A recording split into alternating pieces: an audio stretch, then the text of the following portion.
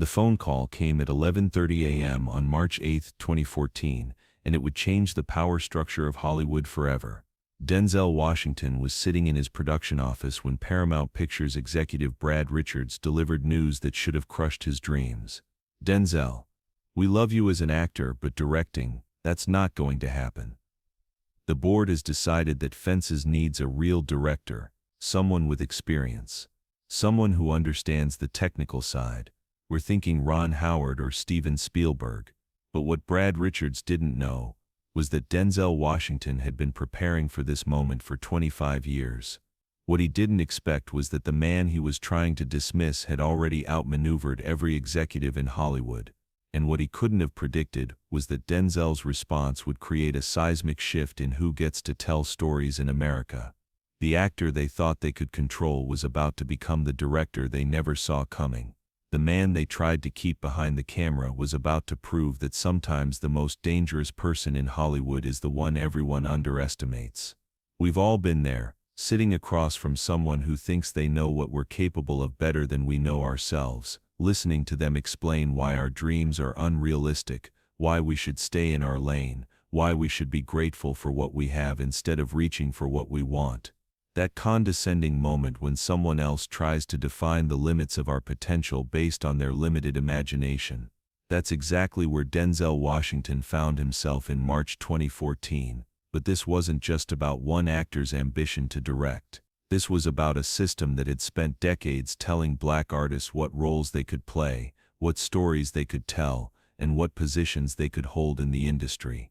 In 2014, there had been only 3 black directors nominated for Academy Awards in the entire history of cinema.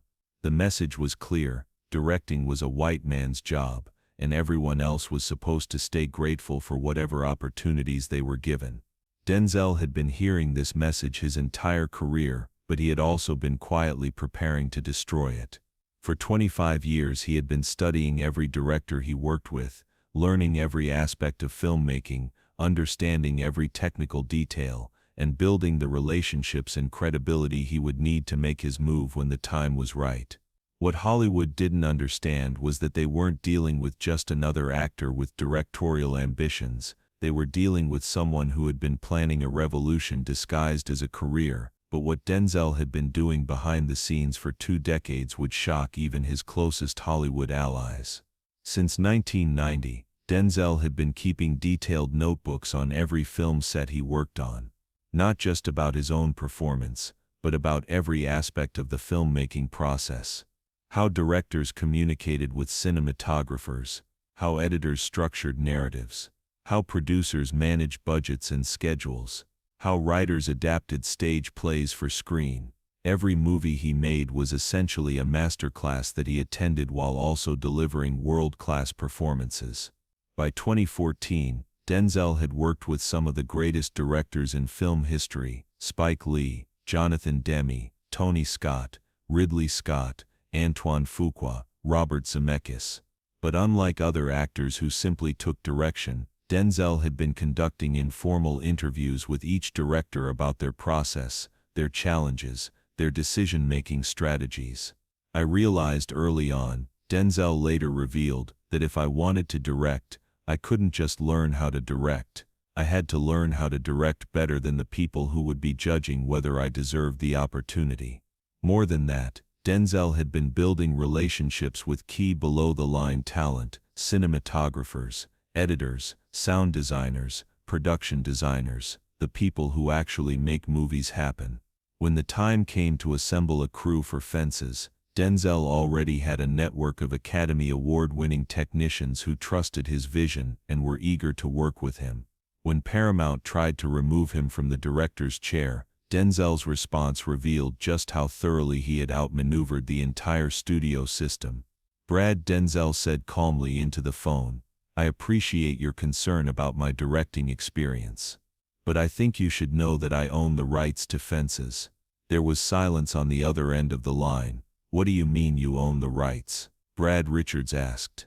"I mean that in 2010, when August Wilson's estate was looking for someone to adapt his play for film, they didn't give those rights to Paramount, they gave them to me.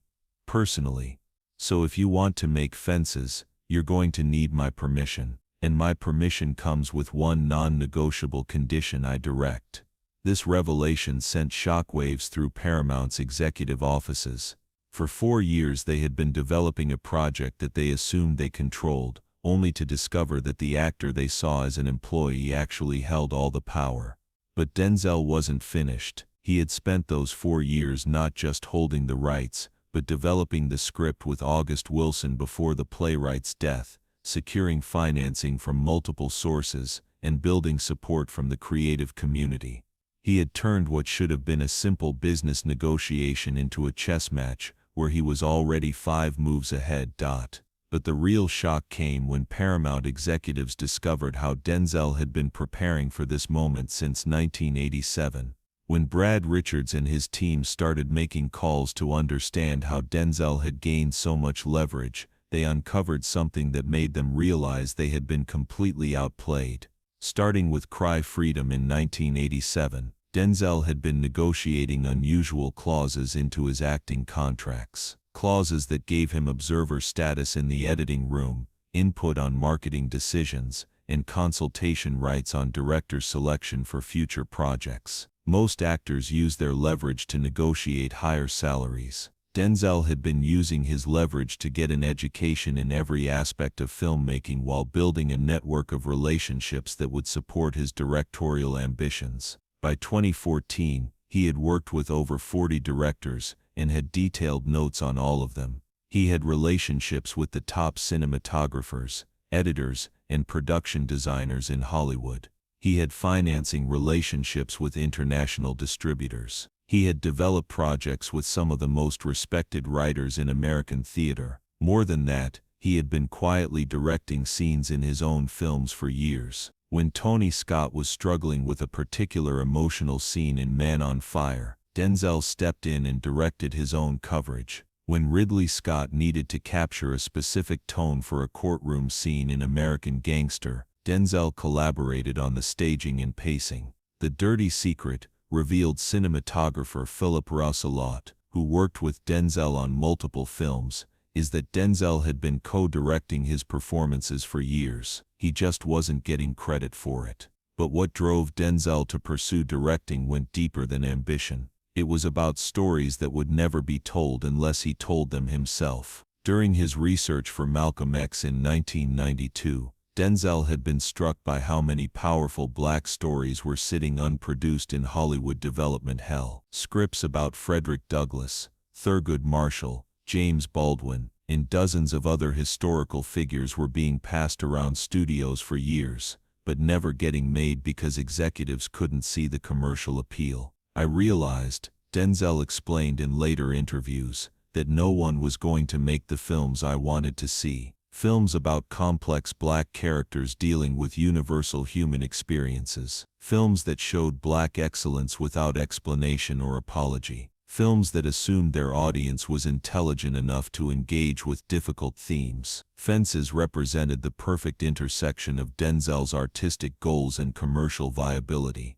It was a Pulitzer Prize-winning play by one of America's greatest playwrights. It had a built-in audience from decades of successful theatrical productions. It featured the kind of complex, multi-dimensional characters that Denzel had built his career on. But more than that, Fences was a story about a man wrestling with his own limitations, his own failures, his own dreams deferred. It was in many ways a mirror of Denzel's own journey, a talented man fighting against systems designed to contain him, struggling to balance ambition with responsibility, trying to build something lasting in a world that seemed determined to tear it down. What happened when Denzel finally got the green light to direct would prove that Hollywood had been wrong about him in ways they never imagined. Once Paramount realized they had no choice but to let Denzel direct, the whispers started immediately. Industry insiders predicted disaster. "He's never directed a feature film. Stage plays don't translate to screen.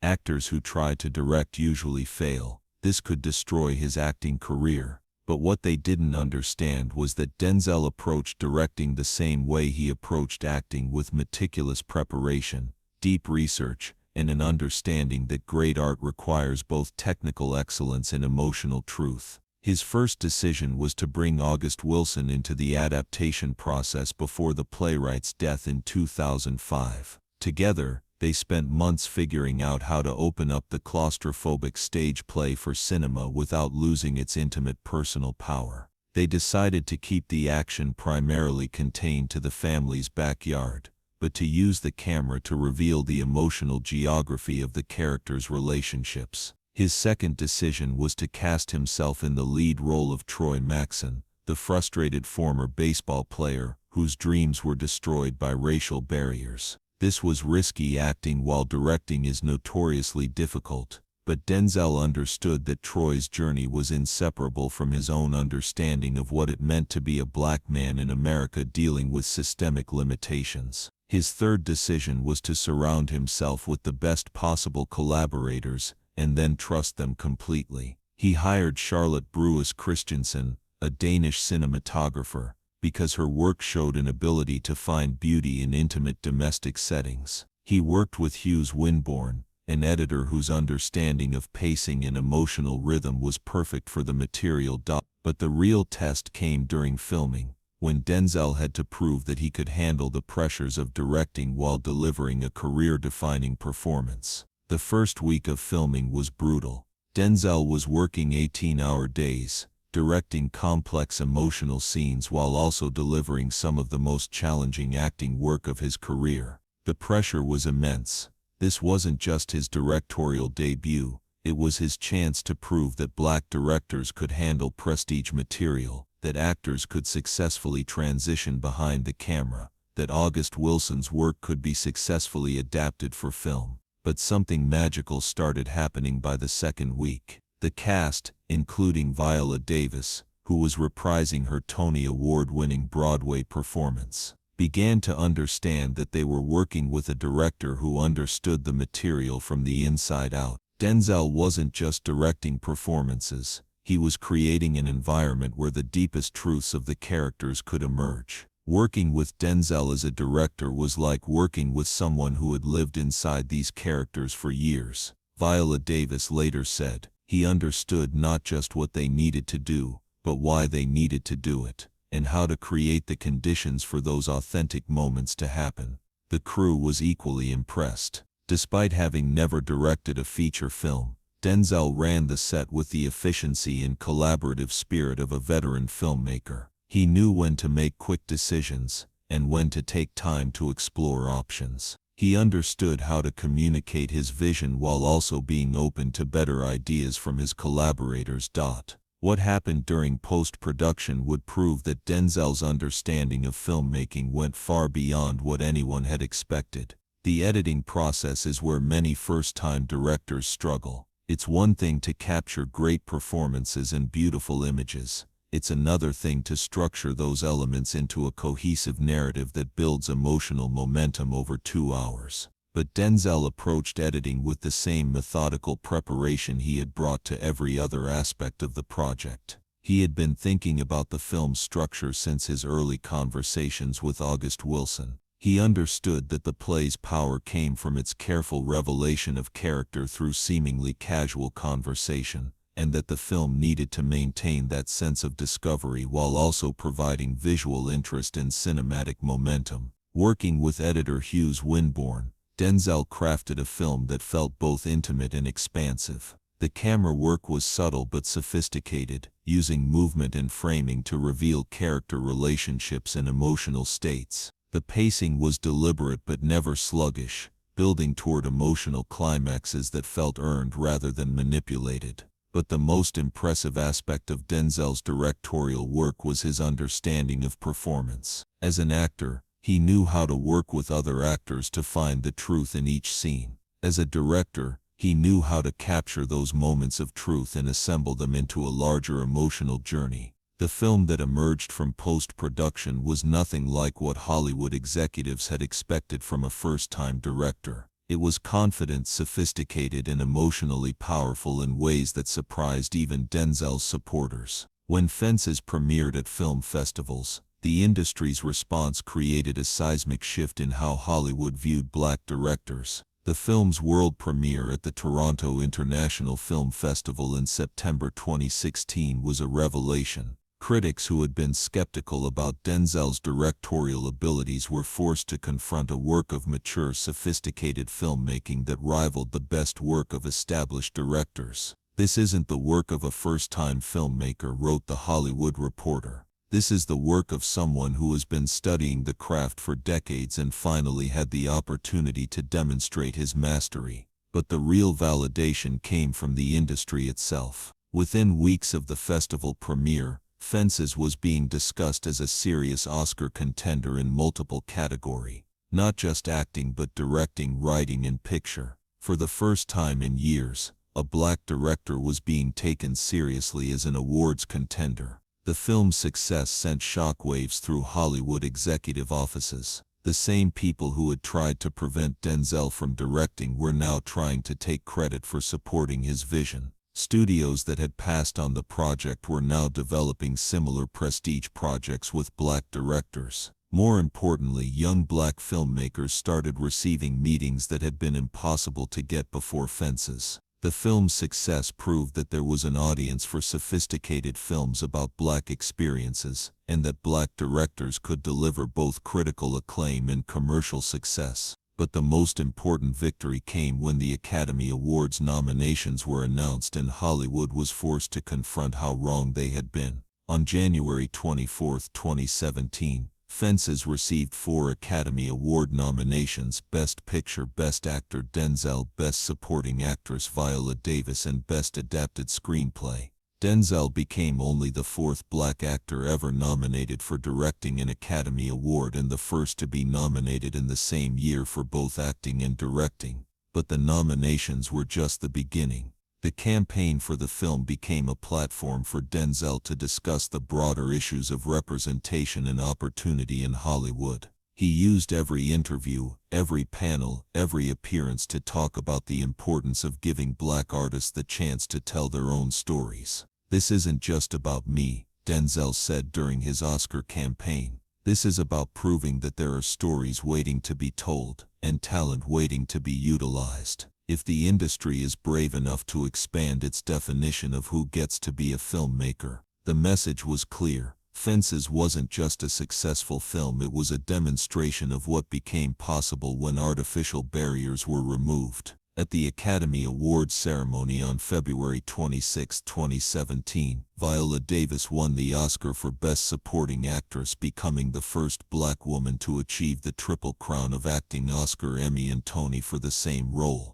In her acceptance speech, she specifically thanked Denzel for his direction and for creating the conditions for her to deliver her best work. But the real impact of Denzel's success as a director would become clear in the years that followed, as Hollywood was forced to reckon with decades of missed opportunities. In the 3 years following Fences, the number of black directors hired by major studios increased by 300%. Projects that had been stuck in development hell for years suddenly found financing. Scripts by black writers that had been passed over repeatedly were dusted off and given serious consideration. Directors like Barry Jenkins, Ava DuVernay, and Ryan Coogler, who had been working on the margins of the industry, suddenly found themselves with the resources and support to make bigger, more ambitious projects. The success of films like Moonlight, Selma, and Black Panther created a new understanding of what was commercially and artistically possible.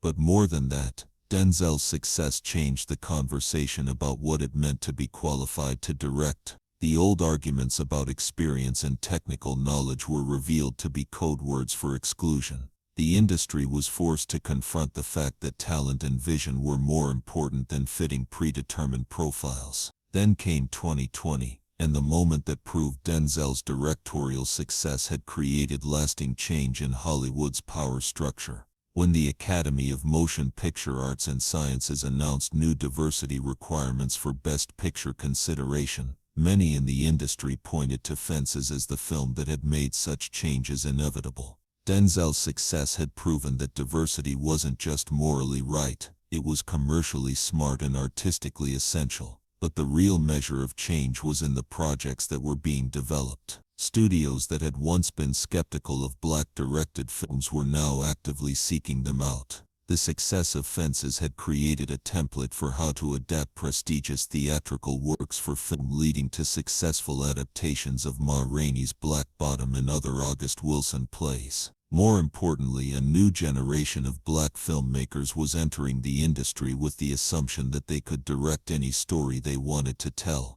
The barriers that had seemed insurmountable when Denzel was starting his career were now seen as challenges to overcome rather than permanent limitations. In 2022, 8 years after that phone call from Paramount, Denzel revealed what the experience had taught him about power, persistence, and the long game. During a retrospective interview about his directorial career, Denzel was asked what advice he would give to other actors interested in directing. First, he said, "Understand that they're going to tell you no. They're going to question your qualifications, your experience, your ability. That's not personal, that's structural. The system is designed to maintain itself, and change always meets resistance." Second, don't argue with them. Out-prepare them. Spend years learning everything you can about every aspect of filmmaking.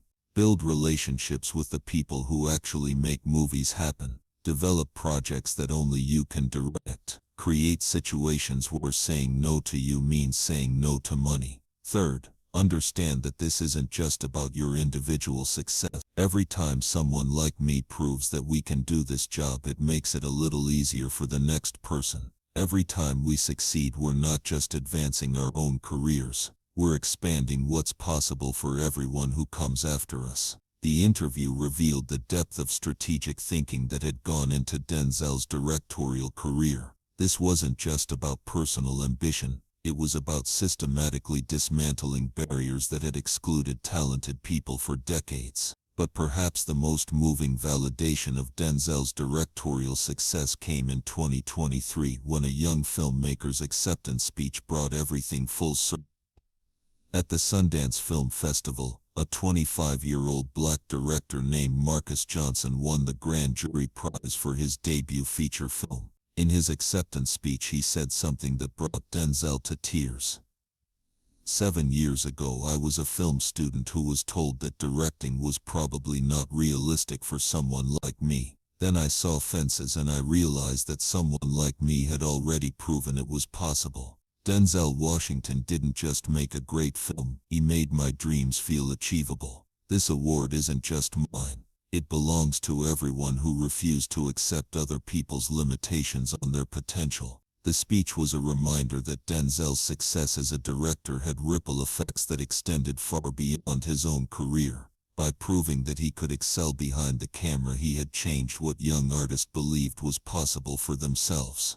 Today, nearly a decade after that phone call from Paramount, Denzel Washington's directorial career stands as proof that sometimes the most dangerous thing you can do to a system is succeed within it on your own terms. His subsequent films, The Tragedy of Macbeth and other projects in development, have continued to demonstrate that his success with Fences wasn't a fluke, but the beginning of a new phase of his artistic career. He has become the director that Hollywood claimed he could never be, creating films that are both commercially successful and artistically uncompromising. But the real measure of his impact isn't in his own achievements, it's in the opportunities that have opened up for others. The success of Fences helped create an environment where black directors are no longer anomalies but essential voices in American cinema. The industry that once told him directing wasn't realistic has been forced to acknowledge that their limitations were never about his capabilities. They were about their imagination. The actor who was told to stay in his lane ended up creating new lanes for everyone who followed, proving that sometimes the most revolutionary thing you can do is simply refuse to accept other people's definitions of what's possible for you. Denzel Washington's journey from rejected director to Academy Award nominee teaches us something profound about the difference between permission and preparation. He didn't wait for Hollywood to give him permission to director. He spent decades preparing himself so thoroughly that when the opportunity came, refusal was impossible. His story reminds us that systems of exclusion maintain themselves by convincing excluded people that they lack something essential: talent, experience, qualifications, connections. But the truth is usually simpler. they lack opportunity. And opportunity can be created by those who are patient enough, strategic enough, and prepared enough to seize it when it comes.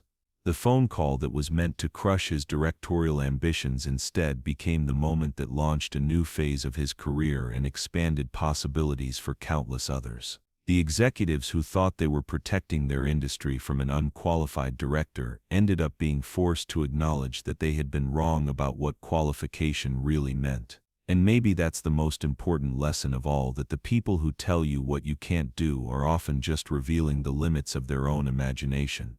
That persistence plus preparation plus opportunity can overcome even the most entrenched resistance. That sometimes the best way to change a system is to succeed within it so undeniably that the system has no choice but to expand to accommodate your success. The director they didn't want became the director they couldn't ignore, proving that sometimes the most powerful response to no is not argument but excellence.